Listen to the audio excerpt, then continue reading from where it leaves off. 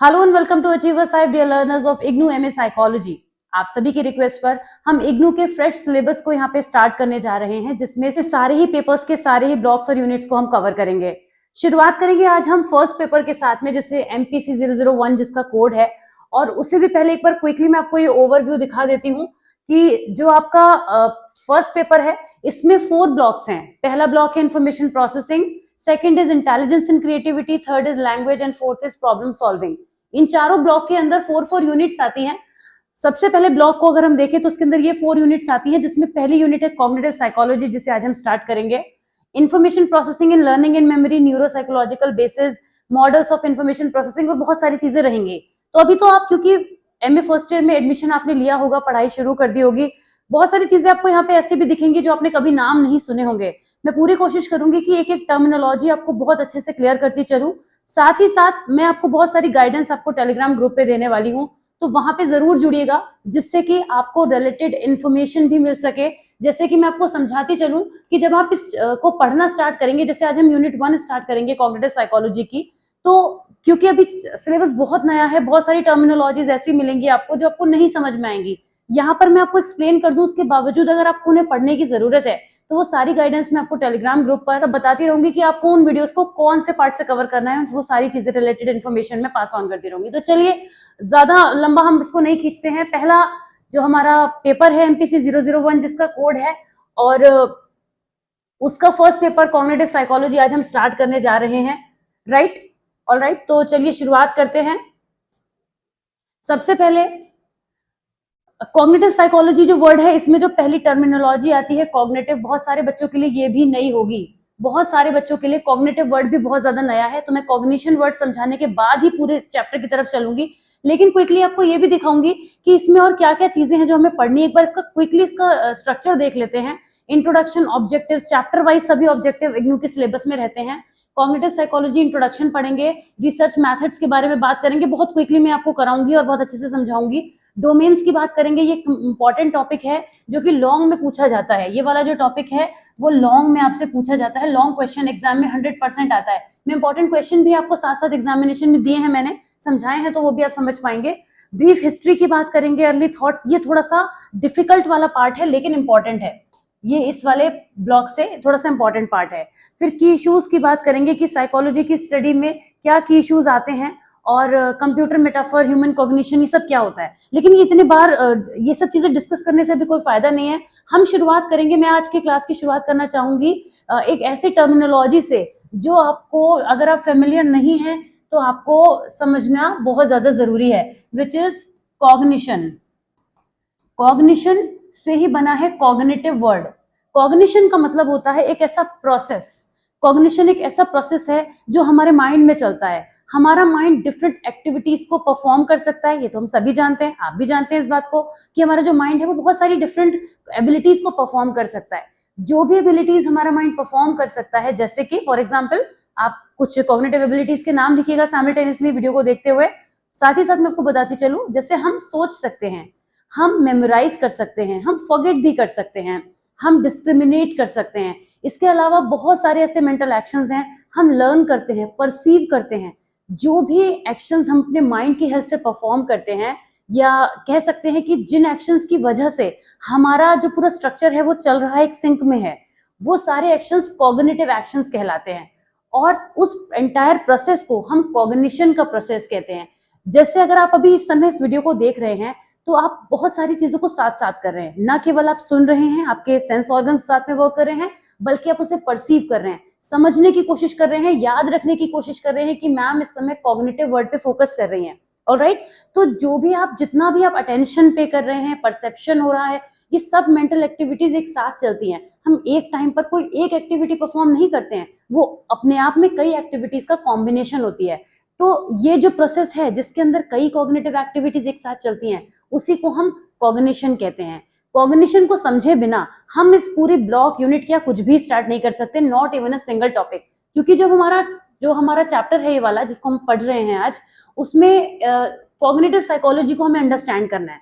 Quickly एक बार introduction को देखिए, अगर आपके पास बुक है आप अपनी बुक में भी देख सकते हैं, नहीं तो मैं इसमें छोटी छोटी बातें लिखी हैं कि कॉग्निटिव साइकोलॉजी मेंटल प्रोसेसेस की स्टडी होती है, ऑफ कोर्स, क्योंकि ये साइकोलॉजी की एक ब्रांच हो जाती है। जिस तरह से साइकोलॉजी की बहुत सारी ब्रांच हैं, सोशल साइकोलॉजी, इसके अलावा न्यूरो डेवलपमेंटल साइकोलॉजी, जितनी भी साइकोलॉजी की ब्रांचेस हैं वो उस ब्रांच के बारे में, पर्टिकुलर ब्रांच से रिलेटेड चीजों से उसको स्टडी करती हैं।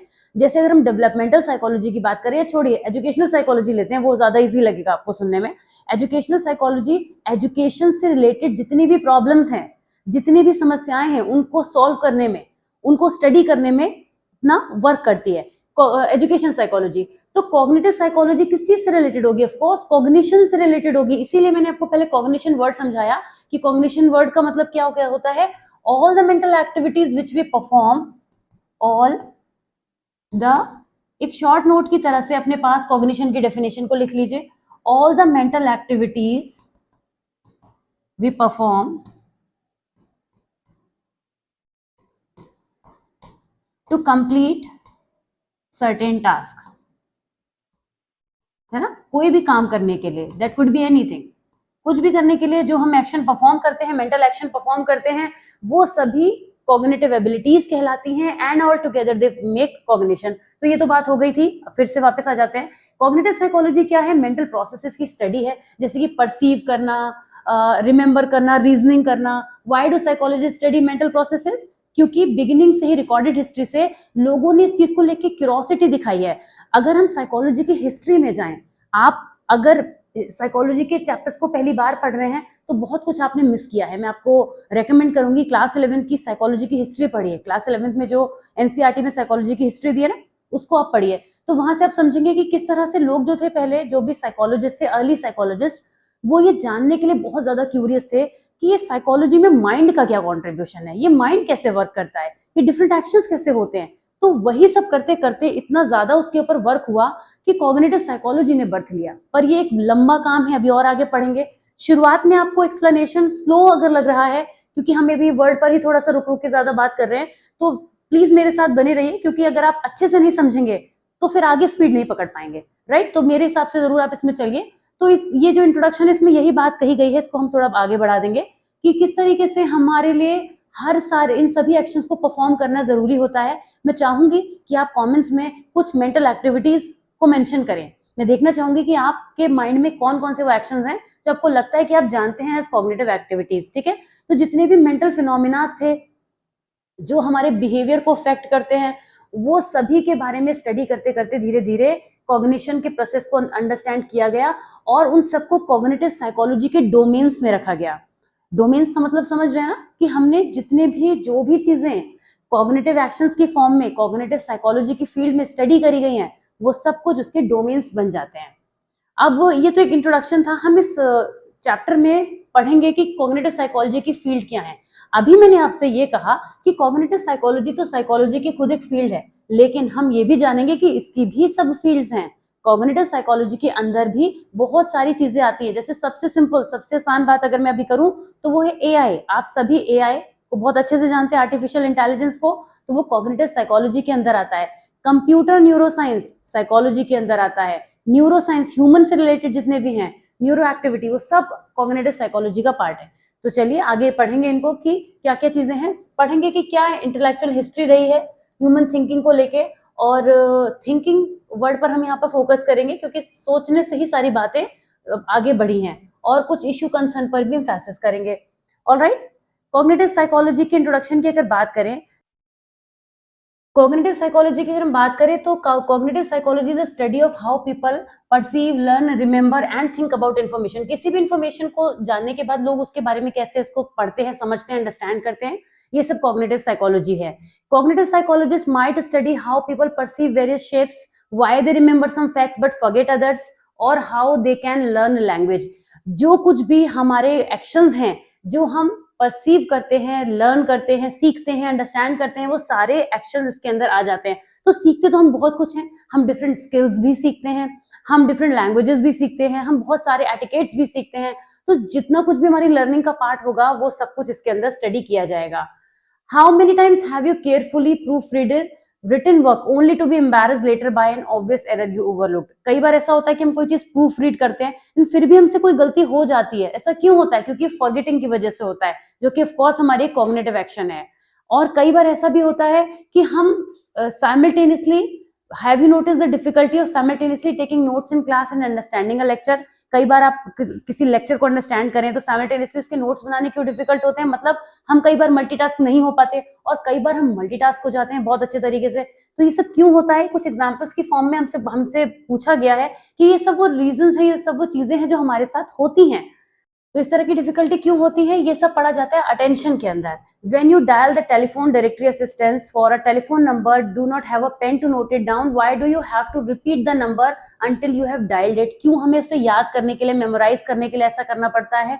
तो इस तरीके से बहुत सारे ऐसे एक्शंस होते हैं जो अगर हमारे सामने क्वेश्चंस की तरह आ रहे हैं तो ऑफकोर्स साइकोलॉजिस्ट के सामने भी ये क्वेश्चंस की तरह आए थे। उन्होंने भी ये सोचना चाहा, जानना चाहा कि आखिर ऐसा क्यों होता है कि लोग इतना ज्यादा वेरी कर जाते हैं सिचुएशंस में। तो ये सारी चीजें निकल कर आई। Short term memory related problem यानी मेमोरी रिलेटेड प्रॉब्लम, फॉरगेटिंग जिसका एक पार्ट बना, अटेंशन जिसका एक पार्ट बना। तो ये कुछ ही एग्जांपल्स हैं हमारे एवरीडे एक्सपीरियंसेस के जो कि कॉग्निटिव साइकोलॉजी में पढ़े जाते हैं, राइट। अब हम बात करेंगे कि यहाँ से आगे हम बात करेंगे, हमारा टॉपिक आने वाला है 2 points about these examples should be considered as we attempt to gain an overview of cognitive psychology। 2 point क्या है, 2 पॉइंट्स को पहले समझ लेते हैं। All represent instances of difficulty or failure of mental processes. We rarely think of them unless they fail to work.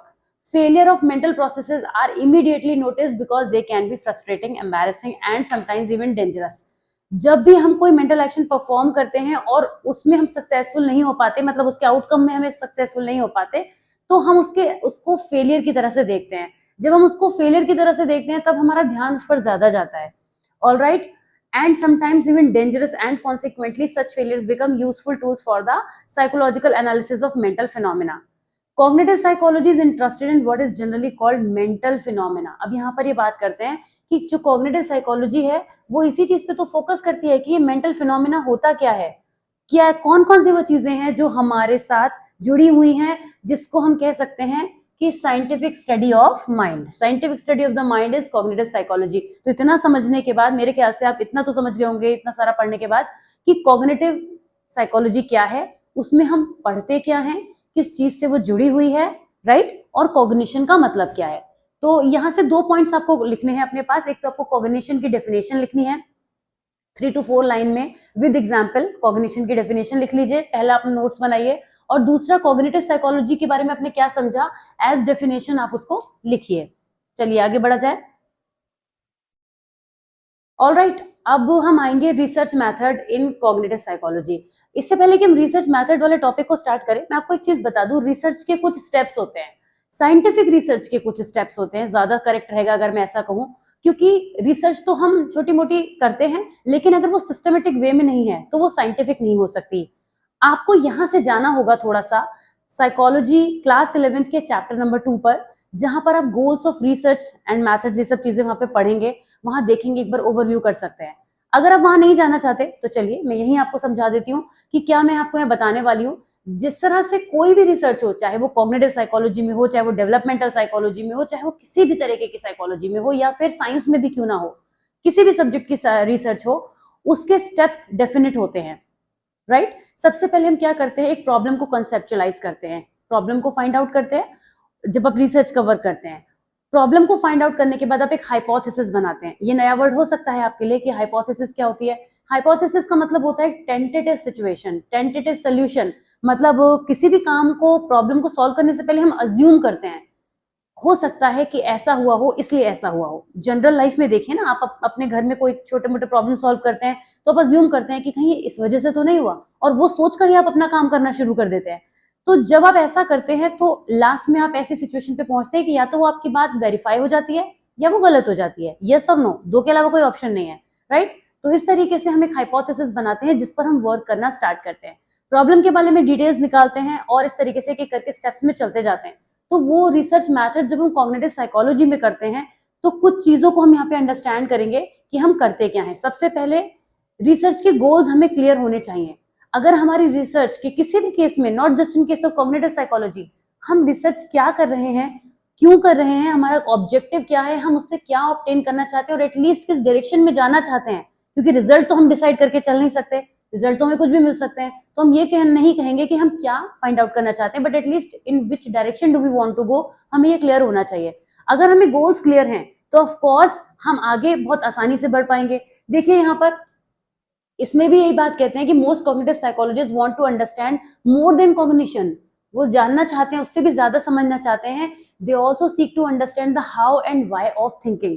मैंने आपको बोला था थिंकिंग पर फोकस होगा, अभी थिंकिंग पे बहुत कुछ बातें होंगी, तो हम आगे बढ़ते हैं कि साइकोलॉजिस्ट जो है वो गोल्स को लेकर चलते हैं। मतलब ऑफ कोर्स आप भी कोई रिसर्च कर रहे हैं तो आपको उसके गोल्स क्लियर होने चाहिए। अब डिस्टिंक्टिव रिसर्च मेथड्स, जब कॉग्निटिव साइकोलॉजी के मेथड्स जो होते हैं वो डिफरेंट हो सकते हैं। जब हम रिसर्च मेथड्स को पढ़ते हैं, थोड़ा सा समझिएगा, यहाँ पे आप स्टक मत होइएगा। मैं नहीं चाहती कि आप एमए साइकोलॉजी में पहली बार अगर ये सब कुछ पढ़ रहे हैं तो आप जरा भी ये फील करें कि मैं बहुत स्टक फील कर रहा हूँ या मुझे कोई टर्मिनोलॉजी समझ नहीं आ रही है। मैं कोशिश पूरी यही कर रही हूँ कि मैं बिल्कुल सिंप्लीफाइड लैंग्वेज में लेके चलूँ और साथ साथ आपको बताती भी चल रही हूँ कि कौन कौन से टॉपिक्स आपको रेडी करने हैं, राइट। तो रिसर्च मेथड्स क्या होते हैं, जैसे जब हम कोई भी रिसर्च करते हैं तो कुछ ना कुछ तो उसमें मेथड्स लगाते हैं, वो सभी मेथड्स रिसर्च मेथड्स कहलाते हैं। एग्जांपल लूंगी मैं यहाँ पे, जैसे मान लीजिए आप किसी बच्चे के ऊपर, बहुत सिंपल एग्जांपल है ये, आप किसी बच्चे की गुड और बैड हैबिट्स के बारे में जानना चाहते हैं तो आप क्या करेंगे? आप अपने आप से सवाल पूछिए कि आप क्या करेंगे। आप उस बच्चे को ऑब्जर्व करेंगे, सो ऑब्जर्वेशन इज अ मेथड। आप उसके पेरेंट्स से बातचीत करेंगे तो case study is a method. वैसे केस स्टडी बहुत बड़ा होता है बट मैं केस स्टडी वर्ड यूज कर रही हूँ यहाँ पे। आप उसके टीचर से बात करेंगे या और डीपर में चले जाएंगे तो आप उस बच्चे से भी बैठ के बातचीत कर सकते हैं। तो बहुत सारे मेथड्स हमने यहाँ पे इस्तेमाल किए, ये हमारे रिसर्च में यूज होने वाले मेथड्स हो गए। ओके, आपने डेटा बनाया, आपने शीट्स बनाई, ये सब मेथड्स हो गए। तो उसी तरीके से जब हम कॉग्निटिव साइकोलॉजी की बात करते हैं तो यहाँ पर भी काफी सारे रिसर्च मेथड्स का यूज होता है। वो मेथड्स क्या क्या होते हैं? दीज मेथड्स इंक्लूड लेबोरेटरी और अदर कंट्रोल्ड एक्सपेरिमेंट्स। यहाँ पे कुछ लैब मेथड्स हो सकते हैं, अब वो क्या होंगे आगे चल के बात करेंगे, अभी उतना टेंशन आप मत लीजिए, जितना मैं समझा रही हूँ उसको समझिए। साइकोबायोलॉजिकल रिसर्च हो सकती है, यहाँ पे साइकोबायोलॉजिकल रिसर्च इसलिए हो रही है, बायो वर्ड इसलिए आ रहा है क्योंकि माइंड की बात है, और माइंड कहाँ से निकल रहा है? ब्रेन से, और जब भी ब्रेन होगा वहां बायोलॉजी तो आपके साथ साथ हाथ पकड़ के चलेगी ही चलेगी, तो इसलिए बायोलॉजी वाला कुछ मेथड्स भी यहाँ पे यूज होंगे। Self reports, case study, naturalistic observation. अगर इन मेथड्स को आप अभी नहीं जानते हैं तो बिल्कुल टेंशन मत लीजिए, सारे पेपर्स के बीच बीच में ये सब चीजें आती रहेंगी, राइट। सेल्फ रिपोर्ट मतलब अपनी रिपोर्ट खुद देना। मैंने आपको एक क्वेश्चन आयर दिया और आपसे कहा चलिए इसके क्वेश्चंस को फिल करिए, सेल्फ रिपोर्ट हो गया। ओके, केस स्टडीज जब आप डीपर में स्टडी करते हैं। नेचुरलिस्टिक ऑब्जर्वेशन मतलब आप नेचुरली ऑब्जर्व कर रहे हैं। For example my gneiss is right now observing me doing making this video, she is watching me, hi. So this is a naturalistic observation, right? So she is naturally doing it. She is keeping a natural watch on me. Computer simulation and artificial intelligence, okay, ये सभी methods हैं, और हर method के अपने advantage और disadvantage भी होते हैं। जाहिर सी बात है, हर मेथड के अपने एडवांटेज और डिसएडवांटेज होते हैं। तो बात करेंगे कि ह्यूमन बिहेवियर पे कुछ एक्सपेरिमेंट्स कैसे किए जाते हैं। Controlled experimental designs, as experimenter conduct research typically in a laboratory setting, the experimenter controls as many aspects of the experimental situation as possible. जब ह्यूमन बिहेवियर पर एक्सपेरिमेंट्स किए जाते हैं तो कंट्रोल्ड एक्सपेरिमेंटल डिजाइंस का यूज किया जाता है। अब ये क्या होता है, ये टर्मिनोलॉजी आपको पेपर 5 में पढ़ने को मिलेगी वैसे तो डिटेल में, लेकिन ये जो MPC 001 है ये थोड़ा सिंपल ना रख के पहला ही यूनिट ऐसा रख दिया है, तो बच्चे जब शुरुआत यहाँ से करने लगते हैं तो वो काफी स्टक हो जाते हैं। ये थोड़ा डिमेरिट है इग्नू का कि यहाँ पे इनको थोड़ा सिंपल, मुझे तो लगता है सोशल साइकोलॉजी रखना चाहिए था क्योंकि उससे हम सब बहुत ही फेमिलियर होते हैं। सभी बच्चे अपने वर्ड में साइकोलॉजी को यूज करके आते हैं। तो अगर MPC 001 सोशल साइकोलॉजी रहता या हमारा पर्सनैलिटी रहता, इंटेलिजेंस रहता तो ज्यादा मजा आता। पर कोई बात नहीं, अब मैं आपको वापस ले आती हूँ अपने टॉपिक पर। हम बात क्या कर रहे थे कि एक्सपेरिमेंट्स ह्यूमन बिहेवियर पर जब कंडक्ट किए जाते हैं तो कई बार लेबोरेटरी सेटिंग में उसको हमें करना पड़ता है। लेबोरेटरी सेटिंग का ये बिल्कुल मतलब नहीं है कि लैब में उठा के हमने किसी पर्सन को रख दिया और उसके हिसाब से काम करें। लेबोरेटरी सेटिंग का मतलब होता है हमारा सेटअप लैब फॉर्म में होता है। तो यहाँ पर हम एक्सपेरिमेंटल मेथड का यूज करते हैं। एक्सपेरिमेंटल मेथड क्या होते हैं, अगेन मैं आपको लेकर ले जाना चाहूंगी। अच्छा, ये जितने भी मैं चीजें आपको बता रही हूँ, मेरी पूरी कोशिश रहेगी इन सभी के लिंक्स मैं आपको शेयर कर दूंगी और उन्हें आप जरूर देखिएगा, क्योंकि बिना देखे आपका थोड़ा काम चलेगा नहीं। एक्सपेरिमेंटल मेथड की बात हो रही थी। एक्सपेरिमेंटल मेथड्स आपको पढ़ने होंगे क्लास 11th चैप्टर 2 में। ये सब वीडियोस मैंने बनाए हुए हैं, सारी प्लेलिस्ट मौजूद हैं, आप लोग अगर एक बार देखे पढ़े जाके तो आपके लिए बहुत आसान हो जाएगा, राइट। तो वहां पे आप जानेंगे कि इंडिपेंडेंट और डिपेंडेंट वेरिएबल क्या होते हैं। ये सब यहाँ पे थोड़ा सा भी वीडियो के साथ कवर करना मुश्किल है, थोड़ा सा आप मेरे साथ एफर्ट्स कीजिएगा प्लीज कि इन वेरिएबल्स को पढ़ के आइएगा। मैं एक ओवरव्यू दे देती हूँ कि in experimental on human behaviour पे हम एग्जैक्टली क्या करेंगे, कि एक्सपेरिमेंटल मैथड का यूज करेंगे और उस मैथड्स की हेल्प से ही हम जानने की कोशिश करेंगे कि ह्यूमन बिहेवियर में क्यों कॉम्प्लेक्सिटी है और उस कॉग्निटिव एक्टिविटीज का उन पर क्या इफेक्ट है।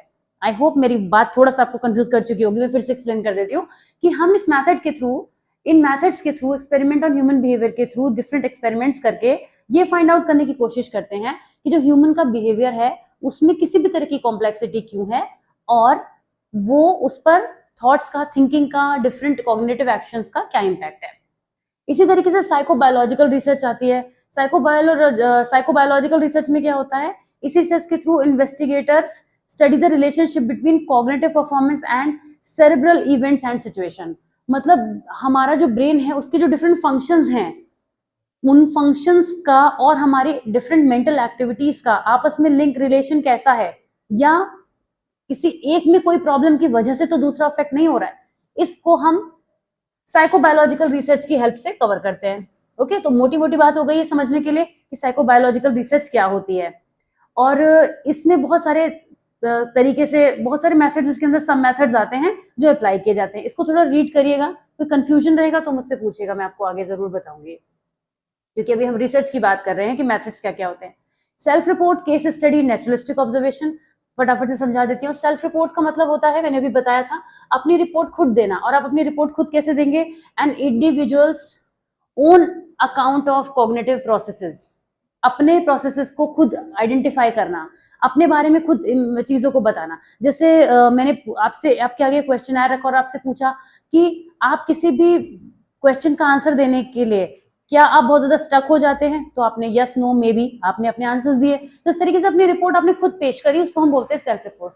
केस स्टडीज एक डीप मेथड है, काफी इन डेप्थ मेथड होता है, और इस मेथड में क्या होता है, डिटेल्ड स्टडी की जाती है। ये केस स्टडी किसी भी चीज में कर सकते हैं हम, है ना, जरूरी नहीं है कि हम यहीं पर कर रहे हो। किसी भी इंडिविजुअल की या फिर किसी भी बड़े सिनेरियो की केस स्टडी का मतलब होता है डीपर स्टडी। आई होप आप केस स्टडी से तो फेमिलियर ही होंगे। फिर हम बात करते हैं नेचुरलिस्टिक ऑब्जर्वेशन की।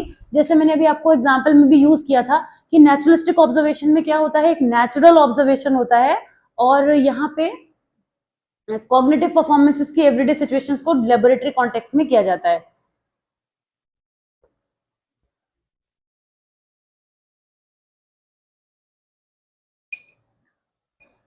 लेबोरेटरी कॉन्टेक्स्ट में नहीं किया जाता है no laboratory context. Okay, laboratory context में नहीं किया जाता, नेचुरल वे में किया जाता है। जो चीजें भी नेचुरल वे में करी जाएंगी वो लैब में नहीं हो सकती, वहां तो हमारा एक वैसा सेटअप होता है।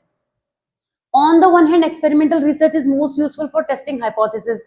ठीक है, रिसर्चेस जो भी होती हैं इनके मेथड्स के थ्रू हम करते हैं। चलिए आगे बढ़ते हैं, कंप्यूटर सिमुलेशन की तरफ आते हैं और आर्टिफिशियल इंटेलिजेंस की तरफ आते हैं। आर्टिफिशियल इंटेलिजेंस मेरे से ज्यादा आप जानते होंगे, आप मुझे इस पर बहुत अच्छा समझा देंगे। फिलहाल कंप्यूटर सिमुलेशन क्या होता है, digital computers played a fundamental role in the emergence of the study of cognitive psychology. जब जो डिजिटल कंप्यूटर्स थे, मतलब जो कंप्यूटर्स की एरा आई थी, जो टाइम आया था, उन्होंने कॉग्निटिव साइकोलॉजी को एमर्ज कराने में बहुत हेल्प करी। जो कंप्यूटर का जब आविष्कार किया गया, कंप्यूटर जब इन्वेंट हुआ, तो उसके बाद कंप्यूटर ने देखा कि कंप्यूटर में हमने नोटिस किया कि वो ह्यूमन के बहुत सारे ऐसे एक्शंस को परफॉर्म कर सकता था जो कि वाकई में बहुत ज्यादा यूनिक थे, जैसे कि calculations, one of the example. तो ऐसे में क्या हुआ, ये नोटिस किया गया कि वो चीजें जो थी इस तरह से होती चली गई। अब कंप्यूटर की हेल्प से ही और रिसर्च की गई कि किस तरीके से कंप्यूटर ह्यूमन माइंड को ट्रेस कर सकता है। आज जब आप सोशल मीडिया यूज करते हैं तो आपको बहुत सारे सजेशंस आते हैं, बहुत सारी चीजें होती हैं, आप ऑलरेडी जानते हैं एआई की हेल्प से होता है सब। आप रील्स देखते हैं, सिमिलर रील्स आपको दिखने लगती हैं, आप कोई एक ऐड देख लेते हैं, फिर वही ऐड आपको बार बार दिखता रहता है। तो ये सब किसकी हेल्प से होता है, आर्टिफिशियल इंटेलिजेंस की हेल्प से, जो कि कॉग्निटिव साइकोलॉजी में स्टडी किया जाता है, राइट। और ये एक इसका एक मेथड भी है। तो इस तरीके से कॉग्निटिव साइकोलॉजिस्ट जो होते हैं वो काफी सारी चीजों को डीपर में जाके स्टडी करते हैं, कॉग्निटिव साइंस इसका हो जाता है। अब मैं आती हूँ डोमेन्स ऑफ कॉग्निटिव साइकोलॉजी पे। मैंने चाहा तो ये था कि ये जो वीडियो है हमारा वो काफी शॉर्ट रहेगा, लेकिन मैं एक टॉपिक और कवर कर लेती हूँ, डोमेन्स ऑफ कॉग्निटिव साइकोलॉजी। और आज इसका सिर्फ ओवरव्यू करूंगी, आपको अच्छे से समझाऊंगी बाद में, नेक्स्ट वीडियो में कि इसी से आगे बढ़ेंगे, क्योंकि आज हमने इंट्रोडक्शन वाला पहला वीडियो था ना, तो हमारा इंट्रोडक्शन भी था, कुछ चीजें मैं जो आपको बतानी भी थी, तो इस वजह से हमारा वीडियो लेंथ तो अच्छी खासी हो गई होगी।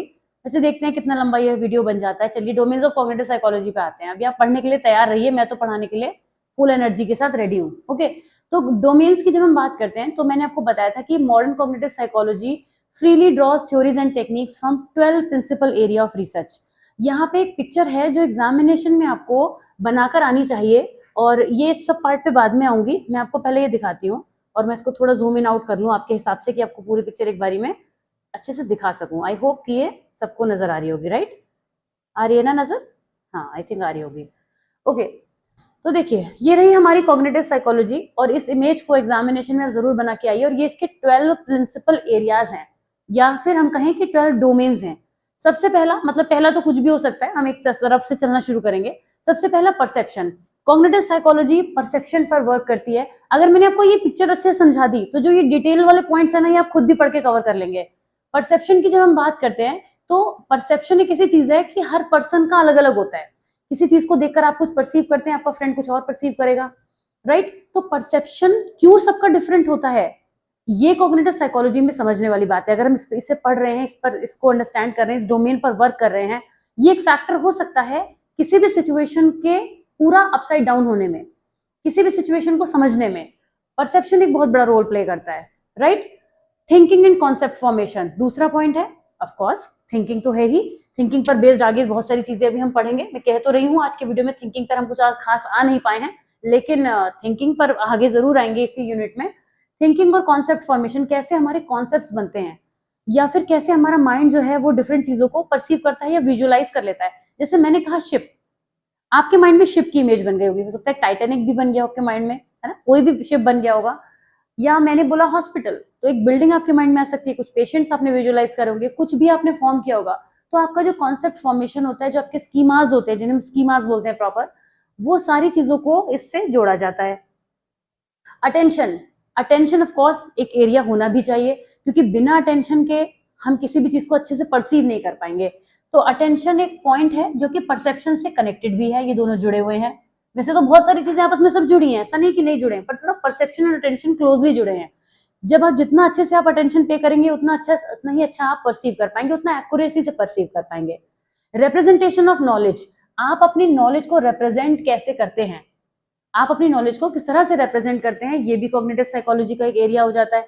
तो ये कैसे हो जाता है कि भाई जितना आपने समझा है, अगर आपने इतना समझा है तो आप दूसरे को उतना ही आधा ही समझा पाएंगे, उससे भी कम, राइट? तो आपकी रिप्रेजेंटेशन ऑफ नॉलेज ये भी बताएगी कि आपने पहले कितना समझा था। जो भी चीज आप दूसरे को समझा रहे हैं, इसका मतलब आप उससे ज्यादा जानते हैं, राइट? तो वो भी आपकी रिप्रेजेंटेशन ऑफ नॉलेज भी इस चीज को अफेक्ट करेगी। Consciousness, how aware you are for something, how aware you are, how consciously you are actively participating in that, तो वो कॉन्शियसनेस हो गया। मेमोरी, मेमोराइज करके रखना बड़ा जरूरी है, अगर हम भूल जाते हैं चीजों को तो प्रॉब्लम होती है। कॉग्निटिव साइकोलॉजी इस डोमेन को भी कंसीडर करती है कि ना केवल चीजों को सुनना, समझना, परसीव करना, अटेंशन पे करना, but also to keep that in mind, holding that part in your head is also important.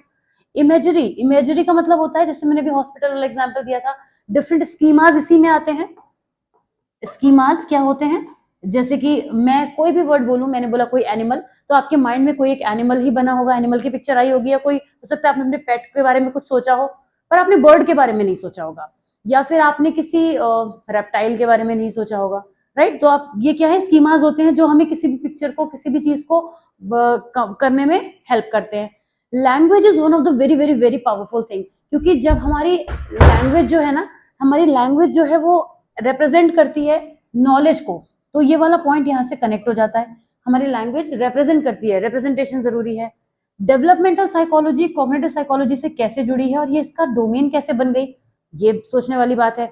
ऐसे बन गई कि जब डेवलपमेंटल साइकोलॉजी बात करती है, साइकोलॉजी की वो फील्ड है जो डेवलपमेंट की बात करती है, और एक बच्चा जब बड़ा होता है तो धीरे धीरे उसका जो कॉग्निटिव एक्शंस हैं वो और बेहतर होते चले जाते हैं, राइट? आप एक छोटे बच्चे को देखेंगे, वो अपनी बात जब कहता है तो उसके बात के कहने के तरीके में, लैंग्वेज में, उसके कॉन्सेप्ट्स में, उसके एक्सप्लेनेशन में और किसी दूसरे बड़े पर्सन में बहुत फर्क होता है। यानी कुछ डेवलप हो रहा है, ग्रोथ हो रही है, चेंजेस आ रहे हैं, और जब चेंजेस आएंगे मेंटल लेवल पर तो उनको कॉग्निटिव साइकोलॉजी तो स्टडी करेगी। तो ये इनका बड़ा ही डीप कनेक्शन हो जाता है आपस में। आते हैं पैटर्न रिकॉग्निशन पर। पैटर्न रिकॉग्निशन क्या होता है, डिटेल में जब हम पढ़ेंगे तो इसको पढ़ेंगे हम और अच्छे से, कि पैटर्न रिकॉग्निशन का मतलब हो गया कि आप किसी भी पैटर्न को जब रिकॉग्नाइज करते हैं तो वो आपकी मेंटल कैपेसिटी को दिखाता है। एक बहुत छोटा क्वेश्चन अगर मैं ले लूं कि कोई रीजनिंग बेस्ड, तो वो बच्चे कर लेते हैं। अगर डिफिकल्ट हो जाए वो क्वेश्चन तो बहुत सारे लोग नहीं कर पाते हैं। That means somewhere or the other they are lacking in the recognition of the pattern. जब हम एक पैटर्न बनाते हैं, बच्चों को देते हैं ना क्वेश्चन, वो इजीली कर लेते हैं। ह्यूमन एंड आर्टिफिशियल इंटेलिजेंस, ये तो इस टॉपिक के बारे में तो हम क्या ही कहें, इसने तो सबसे बड़ा पार्ट कवर कर लिया है कॉग्निटिव साइकोलॉजी का। और कॉग्निटिव साइकोलॉजी अब इस पर ही सबसे ज्यादा फोकस कर रही है। मतलब इसके अंदर बहुत सारी जितने पार्ट्स हम पढ़कर आए हैं ना, ये सब इसके भी सब फील्ड बन चुके हैं। ओके, तो आर्टिफिशियल इंटेलिजेंस अपने आप में बहुत ह्यूज टॉपिक है, जिसको अभी इस समय तो हम नहीं कवर कर पाएंगे, लेकिन अभी हम आपको ये जरूर बताएंगे कि ये कॉग्निटिव साइकोलॉजी का एक बहुत इंपॉर्टेंट डोमेन है। कॉग्निटिव न्यूरोसाइंस की अगर हम बात करें तो ये क्या अलग है, इसमें ऐसा क्या है जो ये अलग से लिखा गया है। कॉग्निटिव न्यूरोसाइंस थोड़ा सा चीजों को अलग कर देता है, मतलब वो न्यूरो पर पर्टिकुलर हो जाता है। न्यूरो बना है न्यूरॉन से, और न्यूरॉन क्या होते हैं, हमारे ब्रेन का सबसे बेसिक यूनिट होते हैं ब्रेन के स्ट्रक्चर का। तो कॉग्निटिव न्यूरोसाइंस मतलब अब जो बायोलॉजिकल सिस्टम है आप उसको कैसे भूल सकते हैं कॉग्निटिव साइकोलॉजी को पढ़ते हुए। वो कॉग्निटिव साइकोलॉजी जो कि माइंड से एसोसिएटेड है, और माइंड जो कि ब्रेन का प्रोसेसर है, तो आप कैसे भूल सकते हैं बायोलॉजी को यहाँ पर, यानी ब्रेन को कैसे भूल सकते हैं। तो इसीलिए हम इसको भले ही एंड में ले रहे हैं, हम चाहते तो यहाँ से स्टार्ट भी करके कर सकते थे ना, so we could have taken it at the first कि ब्रेन सबसे इंपॉर्टेंट है ऑफकोर्स, इसीलिए कॉग्निटिव न्यूरोसाइंस इसका एक पार्ट है। तो ये इमेज के थ्रू मैंने आपको बताया कि ये जो 12 डोमेन्स हैं ये बहुत इंपॉर्टेंट है, और लॉन्ग में ये क्वेश्चन बहुत आता है।